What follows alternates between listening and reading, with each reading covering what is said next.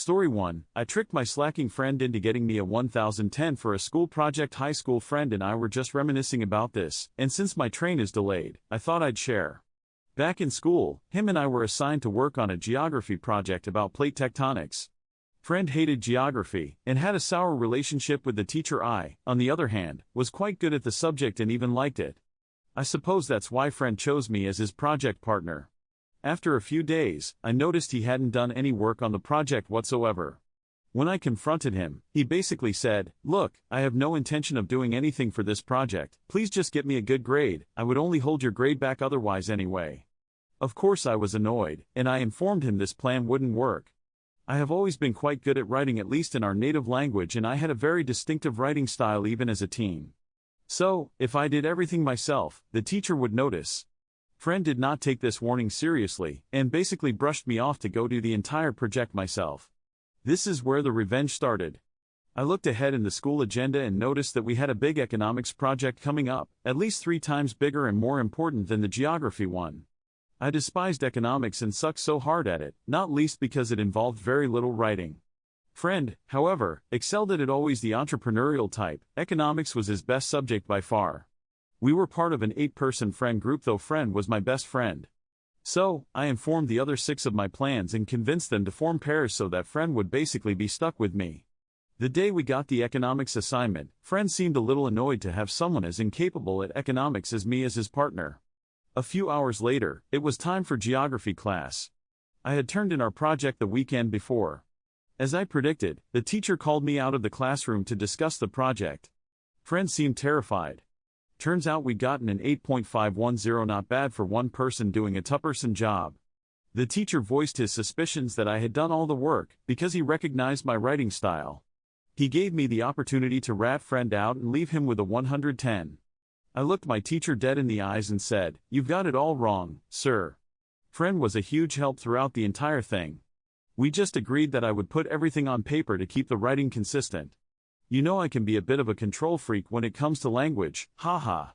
The teacher then called friend over and asked him if what I said was true. Friend seemed both surprised and remorseful, but he backed up my story, and so we both got the high grade. After class, friend literally hugged me and thanked me profusely for being such an awesome friend. I wasn't mad anymore, but I wasn't about to let him get away with it either. So I said to him, "Easy there, bro. You royally screwed me over with this. The least you could do to repay me is to make sure we both get at least an 8.510 on that economics project. Because just in case you hadn't picked up on it yet, I have zero intention of doing anything for that assignment. I'll leave it in your capable hands, I would only hold you back anyway." Friend looked at me for a second and then started laughing. He apologized for his behavior and did the entire economics project, which was so much more work, while I just sat at home living my best teen life. And he delivered. He got us a perfect 1010, which actually elevated my score to a passing grade. There's not really a villain in this story if you ask me, but some lessons were learned either way. We had a great friendship, and I'm glad we have situations like these to laugh about now. Geek Runner 1 says, "Honestly, this is how it works in the workplace, relying on each other's strengths to shore up each other's weaknesses. Glad your friend realized and had a good laugh about it, while still delivering." Xbox Gamer 2122 says, "Getting ready for the real world. You find this all the time." GG Gamer Girl says, "Lol. A friendship is give and take 3. Story 2, you shouldn't have made me eat that. Another story just reminded me of my accidental petty revenge from 40 years ago. I was in the 4th grade and it was lunchtime in the cafeteria. I had been absent the day before when an announcement was made that we kids were wasting too much food and that we were now going to be required to eat everything on our trays.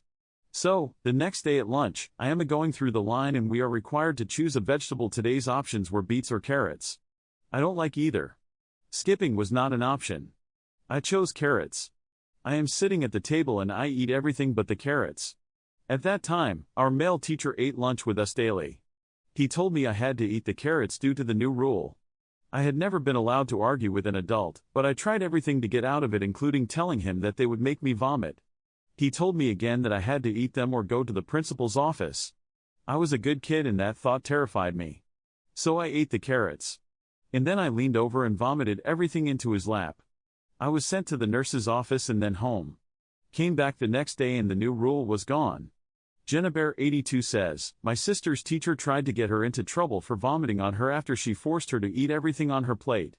My mom asked why she forced her to eat everything when my sister clearly vocalized that she was done eating.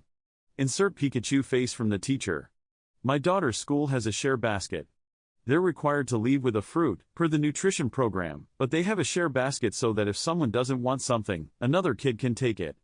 This avoids any waste. They have to throw everything away at the end of the day, regardless of whether or not it was touched. I've seen kids put everything from their fruit, to milk, to cheese in there, and at the end of lunch it's usually empty. Dependent_compo259 says, I don't care at all for that rule. Coder Joe 1 says, that beats going to the principal's office. Thanks for watching. I love you. Follow Reddit Echoes for more.